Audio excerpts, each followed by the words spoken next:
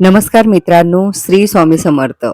आम्ही अक्कलकोटला श्री स्वामी समर्थ महाराजांचे दर्शन घेतलेले आहे आणि श्री स्वामी समर्थ महाराजांचे दर्शन करून झाल्यानंतर आता आम्ही आलो आहोत अक्कलकोट येथील श्री खंडोबा मंदिरामध्ये. या मंदिराची आपण थोडक्यात माहिती जाणून घेऊया. 1857 मध्ये श्री स्वामी समर्थ महाराज अक्कलकोट येथे आले होते.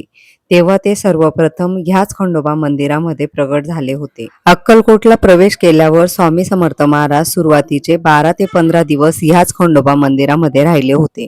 या मंदिराच्या मुख्य गाभाऱ्यामध्ये खंडेरायाची आणि त्यांच्या पत्नी म्हाळसाबाई आणि बानुबाई यांची मुखवटे आहेत आणि मागच्या भिंतीवर सर्व देवतांचे फोटो लावलेले आहेत. खंडोबाच्या बाजूला श्री स्वामी ज्या ठिकाणी वास्तव्यात होते ती जागा आहे. आता त्या जागेवर स्वामींचे फोटो आणि पादुका आहेत.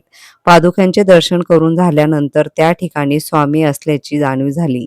याच मंदिरामध्ये एका मुस्लिम फकीराने स्वामींची देवी शक्तीची परीक्षा घेतली होती. स्वामींनी एका विझलेल्या रिकाम्या चिलखतून मंत्रशक्तीने धूर काढून दाखवला होता. हा चमत्कार पाहून तो फकीर नतमस्तक झाला. या घटनेनंतर स्वामींचे परम शिष्य चोळप्पा महाराज स्वामींना आपल्या घरी घेऊन गेले. श्री स्वामी समर्थ.